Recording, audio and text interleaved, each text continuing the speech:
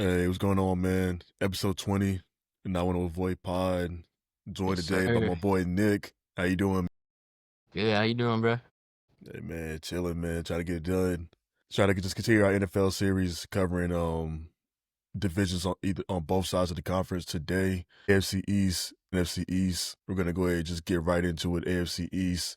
Last year, the Bills 13-4, Dolphins 8-9, Jets 5-12, and Pats 4-12. Not the strongest division, you know what I'm saying? But we know who's at the top, so we're not gonna bore everybody with the Bills. I mean, we know the Bills story. Last year, they went to the AFC Championship, lost to the Chiefs. A very, very, very questionable that fourth down conversion by Josh Allen that got called Yep. as he was short. But talk about some of these other teams, man. Who was the second best team in the AFC East? So I was Like looking for this at upcoming season. what ESPN is just predicting, like game to game stat wise. I counted it all up. They're saying the Pats are gonna win 11 games, according to the 11. 11, according to how often each game they're favored. 11 games. Dolphins 6-11, Jets 2-15. Yeah. So I mean, I've been seeing a lot of hype with the Pats. I don't know if it's justified yet. I mean, I know Drake May can be good. I know he's been working on his running a lot, so that can definitely be a good aspect to his game, especially because the Pats O-line is not solid, but it's decent. He also has he got buffed receiver help this year. Got a good running back out of the draft. I mean, they could be a pretty decent squad. They got a decent defense. They just have a really bad schedule. So I mean, if they can take hold of that schedule and beat those teams, I mean, they could definitely see themselves. I could see them making a wild card for sure. I mean, I don't think they play that many great teams, so I could see them doing nice. Thing with the Dolphins is they lost some people in preseason. Their tight end room shot. They got two people hurt for extended period of time. They've lost they've lost cornerback. They had Armstead retire before the season even started, so that line is shaky. Tua did good in his preseason game. He was 5 for 6. Led a good drive. Zach Wilson, shout out to the ex-Jet, led Hey, shout out. two touchdown drives in There we that game. go. So I mean, they looked pretty solid. It was a tie game against the Bears. Their schedule's pretty rough. I mean, they play some really good teams. They play the Commanders. They play the Bills twice. They play, I think they play the Cowboys as well. It's going to be a tough schedule for them. They'd really have to ball out to try to make that wild card slot. As for the Jets, I mean, being a fan, I watched the first preseason game. Honestly, flawless game on my side. Justin Fields first and only drive, led him down the field, touchdown. There we go. The blocking was great out of Membo, their first round pick, the right tackle. I mean, that dude had one play where he took on Kenny Smith. And he's got Elijah Vera Tucker next to him as the right guard, and he took on Kenny Smith by himself. Vera Tucker was looking back and forth trying to find someone to block the whole time because the man was taking care of it. He didn't allow any pressures, and that's good to see out of a first round lineman pick. So I mean, I feel like the game plan they showed, they could be a solid team. So a lot of the games that they're being not favored in, I could see them being closer games than what ESPN thinks they're gonna be. As far as the lines for the division winner, I mean the Jets are plus 1,800, which I mean I think that's warranted. I think that's warranted right there. Bills are minus 350, Pats are plus 550, Dolphins are plus 900. It's kind of in line with how I think the season's going to go. The Pats just got blessed with a great schedule. ESPN actually favorited the Bills in all of their games, every single game they played. So Interesting. they got favorited to go 17-0. If you're looking at it on paper, which is wild because there's no way that's happening. I just saw Cook came back to practice today, even though he's trying to hold out his first day back. He was practicing. So that's good for the Bills because he was kind of the only question mark there. As far as their defense goes, I'm not too sure how deep it is. Their schedule's it's pretty slight. They do have to play the Chiefs and Ravens though, which are both top contenders for the AFC. But I see the Bills wrapping up this division again. Yeah, I mean their schedule. I was looking at their schedule earlier. It's not murder's row by any means. I was actually kind of surprised that Vegas has them only favorite at 11.5. Which granted, I mean 12-5 is impressive. That seems like I feel like 12.5 should be the line. But I mean, hey, when I'm taking my full season bets, I'll slide the Bills down for 10 wins. I mean, that's just easy money. But Yeah, I agree. that division, the Pats and Dolphins are both have 7.5 win totals. So it seems like Vegas is torn over who's going to be second best team in the East. But they do have your Jets dead last, sadly. So hopefully, Yeah. hey, the Jets can have that nobody believe in us mentality. You know what I'm saying? And I mean, that's what they need after the 2 off seasons of hype and just like all this publicity around the squad. It really honestly didn't do them any good. I mean, they weren't stacked to come into the years, both years, but having the circus of Aaron Rodgers being there and this whole big personality, and then having a head coach who's young and hasn't coached for very long and he has to deal with all that. It was just a recipe for disaster. And I'm honestly glad that they're not being talked about this year. What I saw from Aaron Glenn from the preseason game, he's holding everyone accountable, which is a rarity there. I haven't seen that since the Rex Ryan days, to be honest. I mean, besides that one season with Todd Bowles where he kind of got everyone in line, but I mean, it's just fresh to see that there's not high expectations. There's a good head coach. He's got a good head on his shoulders. He's getting back to the roots of football. So that's just a good thing to see as a fan. And I think they can exceed their win total this year. I think it's like 5.5, four and a Yeah, half. it's But 5.5, slight yeah, favor. yeah, I think they could. I think they could do a little bit better than that. Am I saying a playoff deep run? I don't think so. But I think with what I saw from the Green Bay game, they're decently deep with the positions they need to be in. Besides wide receiver, I think they can. I think they can hold their own, especially in the AFC East. You never know how those division games are gonna go. Yeah, I mean, 6 wins is definitely for this. I mean, from the talent on the offense alone, 6 wins is doable. For sure. Go ahead and jump to the NFC East. A little bit more of a competitive division than the AFC East, just slightly. We'll Just, start off with the defending Super Bowl champ Philly. They was 14-3 last year, and they got out. They could honestly probably win 15-2, maybe even 16-1. We know what happened. They beat the brakes off the Chiefs. All of America was happy to see KC go down in that fashion. The Commanders, excellent rookie year from Jaden Daniels, 12-5. They beat Detroit. They beat Tampa Bay in the shootout. The Philly game was a blowout on paper, but I think through 3 quarters of that game, it was pretty competitive. And then Philly kind of just opened it up in the fourth. Dallas, year from hell. Dak misses what? He missed the second half of the year. They finished 7-10. And then the Giants, just garbage. 3-14 last year. The quarterback situation was weird. They got rid of Danny Dimes after giving him that big contract. They let Saquon walk to a division rival, win a Super Bowl. A lot going on in this NFC East, man. With saying all that, of course, I think Philly, on paper, should be the team favorite to repeat. As most people, I'm sure you agree with that. But the question is between the Commanders and the Cowboys. Last year, Washington won a lot of games in which they shouldn't have won in theory because they were either down or it was just like very, very unlikely they was going to win. And they pulled it out. And we're going to see, did Jay Daniels take the league by storm because he's legit? Or was it because a lot of people was kind of underestimating the Commanders last year? So what is your take on the Commanders and the Cowboys this upcoming year? So my take on the Commanders is gotta be worried about that sophomore slump for Daniels. I mean, I know he definitely overexceeded last year. He had to Happened run to CJ kind of like Stroud. how kind of like how CJ Stroud was in his rookie year, like just took the league by storm. And he's a very efficient runner as well too. A lot of people don't really. I mean, when I think about him, I think about his great passes that he had, but he was great on the ground. So he's got that good dual threat ability. As long as he keeps on the trajectory he's going, he's the team right now. He's doing wonders.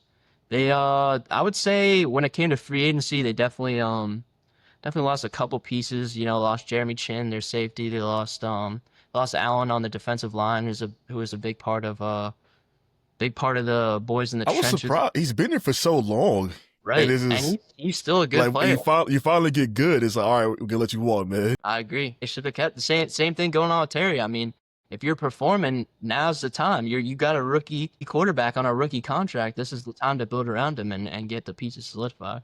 But I think I mean they added Debo, they added Von Miller, like a couple older guys, but I think all in all they're still pretty solid and they're still primed to do good.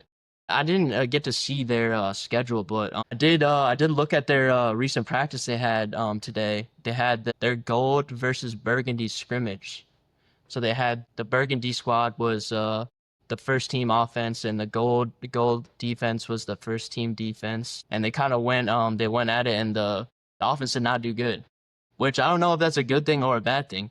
If the Commanders' defense is better than this year, that's a good thing for them. But it was basically Jaden Daniels not making throws, so I thought that was pretty interesting to see.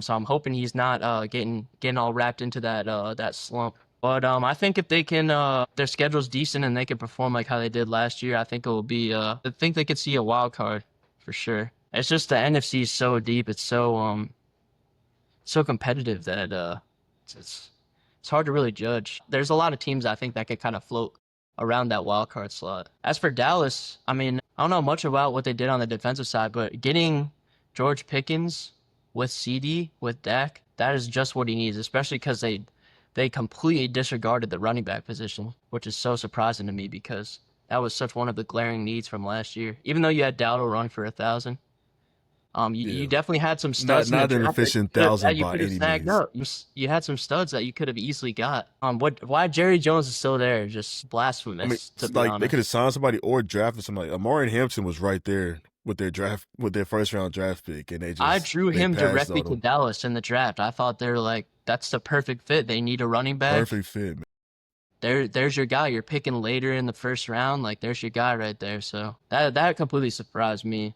As far as I saw Dak.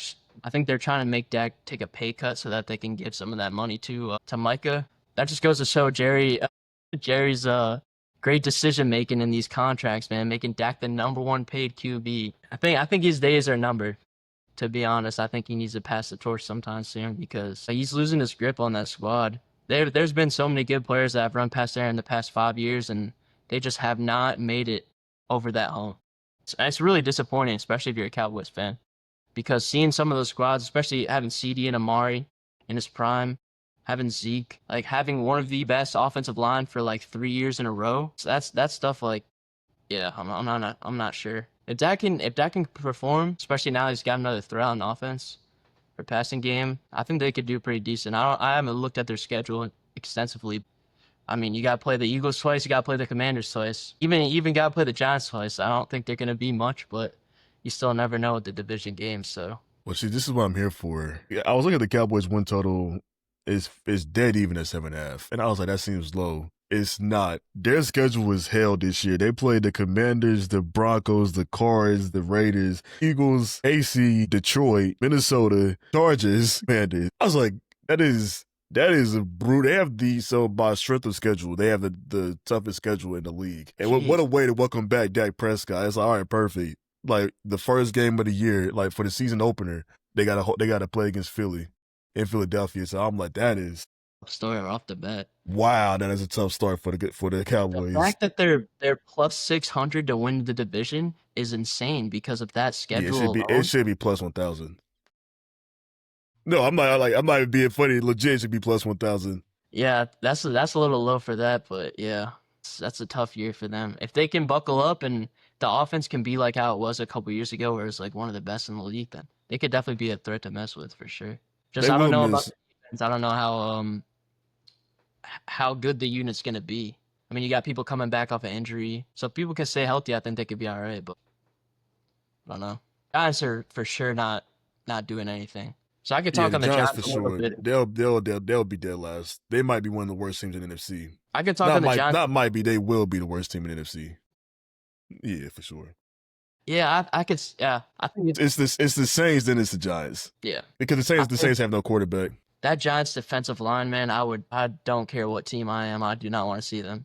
I could speak right now because they're currently in joint practices with the Jets. So what I saw and what I heard from today on Jets Twitter and just in some short articles that Thibodeau's not that guy basically. I don't think he's gonna be what the hype was for him. But having Brian Burns and Abdul Carter, there are already problems. There are already problems. Abdul Carter's already causing problems, and he hasn't even played a regular season game yet. So that tells you that you've got two solid ends, and then you got one of the best tackles in the game, Dexter Lawrence. So, I mean, that line is going to be a whole problem. I don't know the rest of their defense. I know it's not that deep. If they can get their offense somewhat decent, I know Malik Neighbors is out right now. He hasn't gone back to practice yet, and same with Andrew Thomas, who is a huge part of their offensive line because their line is not all that as it is. It could be all right. I see Jackson Dart starting maybe like week 5, week 6, especially with that performance he just had in that preseason game. He looked really good. They look really good.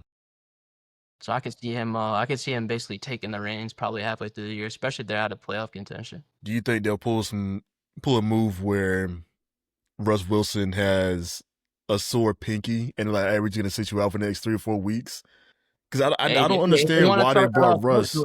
yeah, if they want to start that off rip, they'll start the first 6 games and then sit the rest of the year. I just don't understand why they brought him and Jameis Winston in there. I don't understand. Like Yeah, anything Russ could do with these Giants, Russ like Jameis could do the same thing. I mean, this team's gonna be bad regardless. they're both Yeah, at that same point in their career for sure. Yeah, but I mean, if Jackson Dart, he's got the physical attributes, he's got the measurables. That dude could be a good QB as long as he can take care of the ball. So I'm excited to see what happens with him. like we said last video, I said he's either gonna be Josh Allen or Will Levis, and hopefully it's closer to Josh Allen than Will Levis. Man, that NFC East though, that is a tough Oh, division. They even had Philly's favored to win 11 games. I'm like, what is? I don't see Philly being 3 wins worse than they were last year. You know what I'm saying? But like you said, NFC is just deep. it It's is just so deep, deep this man. year, so deep. Like you gotta watch out for like the Bucks. You gotta watch out for the whole NFC North. To be honest, I'm not sold on the Bears, but you don't know. All those teams could play. And then NFC West, like the 49ers are still the 49ers. I mean, the 49ers have the easiest schedule in the entire league. So they can literally just take up a slot. And the Rams are built up to be good enough too, as long as Matthew Stafford plays the whole year. The Rams are a solid team as well. They revamped their defense the last 2 years. Got Devontae Adams at free agency. They're ready to go too. Honestly, I wouldn't even sleep on Seattle or Arizona that much. I mean, it's still the jury's still out for Kyler Murray, but they've added a couple pieces on defense. They're just starting to round out their squad, and then Sam Darnold with having that Seattle defense, who was top 10 in red zone defense last year and top 10 on third down. That's a dangerous defense, especially having a decent offense for that squad too, as long as everyone can stay healthy. So the NFC is it's gonna be a dogfight the whole year.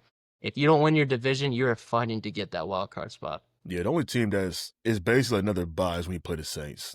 And when we talk about NFC South, we'll probably talk about the Saints, but they are this might be one of the worst teams we've seen in a while. Yeah, It is bare down in New Orleans, man. But they're was it Show? I don't know how you say his last name, but that he did all quarterback right is for his preseason debut. But that team has so many holes. You got to worry about your best receiver being out. I mean, that's a rough squad to be on right now. rough squad to be on, rough way to start the year. I don't want to get too much on the Saints right now, but for guys who are trying to prove something, that's probably the best place to be at. It's like, hey, we need to trade for this guy, or as soon as you become a free agent, go ahead and try to grab the guy in New Orleans. Before we got here, man, any hot takes you have for the NFC East, AFC East? You feel like we covered everything from a take standpoint. Like I said last episode, this is the best time to do it before the season starts. Get it on film, stuff like that. Hot takes for the NFC East. It's possible they have 3 playoff teams this year. It's possible they have three teams in the playoffs this year. I would not put it past anybody. It's definitely Dallas performs like how they should. I see Washington being that team making it back, and the Eagles I honestly see going on another run again. So I think the Eagles are the most complete team roster wise in the entire league. They do not have very many holes on that whole squad, so they could have If three any. teams in the playoffs this year. I think so. As far as the Yeah, AFC, if Dallas can win 9 games, they're in there. as far as the AFC East, I can see the Pats imploding or exploding. So I see them reaching their favorite total of 11 wins. I can also see them selling that too. Just depends on the quarterback playing. It depends on how well-rounded the roster plays together. So it helps having Vrabel as the coach. That dude is a player's coach, and I've always liked him when he was at Tennessee, making those runs with Ryan Tannehill, rejuvenating his career, building a great defense there. So I think they could either hit the playoffs or completely miss. I don't think there's any in In between the there. past defense, though, can you really explode if you only won 4 games last year? But let's say the That is Pats won true. 8 games That is this true. year. I would I feel say like you I feel if like you the win 11 expectation, games though. a 7-win jump would be very. I mean, Drake May would be like a top 10 quarterback in the league for that to happen. You know what I'm saying? Diggs would have to look like how Diggs looked in Buffalo compared to how he did with Houston. I'm saying But with the pre I like the Trey Henderson pickup. I mean, that's a great pick. The guy from Ohio State. he's gonna be a dog. He's taking reps right now. I guess Stevenson's not playing from the he did great in the first preseason game. He cooked. So I mean, I still see it as a loss of the season if you're only winning 2 more games than you did last year. you win in 6 games and you got all this hype around you, that's a loss. That's not something you want. So if you explode for 11 wins, then that's great. You're actually like surprisingly living up to the hype. I would just say it's hype. It's not even expectations, because I honestly don't have expectations for a team coming off a 4-win season. That's what, and like I said, Vegas got them at 7.5. 11, because if they get 11 wins, they're gonna make the playoffs for sure. You know what I'm saying? Like they'll be guaranteed that first wild card spot. But it's hard to go from 4 to 11. It's much easier to go from 11 to 4 because of injuries. Like the Niners, if they go to 11 wins, man, Drake May, 4,000 yards, 30 plus TDs. You know what I'm saying? Gotta Like have at least Diggs. 500 rushing yards, multiple rushing That's what I'm touchdowns. Like saying. that dude is gonna be balling out of his mind to do that. And I watched Drake May a couple years at Carolina. Man, I love the guy, but that'll be a substantial. One or two things happen: substantial jump from him, or the Jets and the Dolphins they're just bottom of the barrel. So like they get 3 or 4 wins from those two teams, and then I don't know if the Pats play the AFC South, but they play the AFC South. Now we can start getting some wins going. So stuff like that, man. I think they play. I think they play the Bucks and the Saints. Actually, they might play the whole division then. It really helps that the Pats have that fourth place schedule. It really helps that fourth base schedule. Yeah. Their Their schedule I was looking at earlier today. I'm like, what are these teams that they're playing? They're barely playing any playoff teams from last year. Yeah, they're good. The thing is, I can see the Dolphins just piling up injuries and laying a goose egg. Just Not giving no up on the wins, season. but just it being a bad season by the time you hit the midway point. I mean, it all relies on that whole offense is running off of Tua. You're not going to do much without him. But I mean, I could see the same with the Jets too. The Jets either get injuries or they just their offensive scheme is just not as good as it should be, and their defense is going to keep them in games, but eventually it's just going to fall off if they can't score. That's always been their problem, but I digress. Nick is too humble to do it. I'm going to do it. My hot take, the Jets will have a better record than the Dolphins. I don't care about health or anything. I'm just going to put it out there. I'm taking the Jets over the Dolphins. I could be wrong, but I don't think we see Tua past week 5, which I guess that's health related, but I'm going to take the Jets over the Dolphins, man. They both got similar schedules, so I can see it. New coach, like having a new coach, guys always play hard in those first couple of weeks. And at the beginning of the season, the guys will be like, "Oh, we have the Jets on our schedule. We're kind of just gonna walk, and you're gonna get behind early, and the Jets gonna keep the lead, man. Just gonna keep I'm being humble ground from what I've experienced as a fan. Like I always get way too hype every year, and it's the same stuff. It's been 14 years since we even sniffed the playoffs. So, but what I've seen from the first preseason game and just from practice and how they're playing, it's a completely different culture, and that's what we needed was a culture reset. Aaron Glenn has all the players fired up. They all want to play for him, and he hasn't even coached a regular season game yet. So that's what you want to see out of a coach. And if you can do that, you can get the most out of players that teams looked over, that teams didn't want. That's what I'm so saying, you never man. know.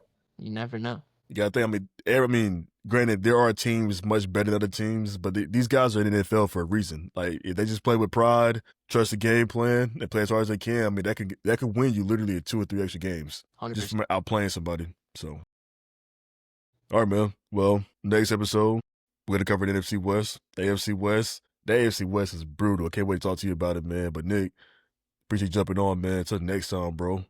Yes, sir. Keep it Thank you, real, sir.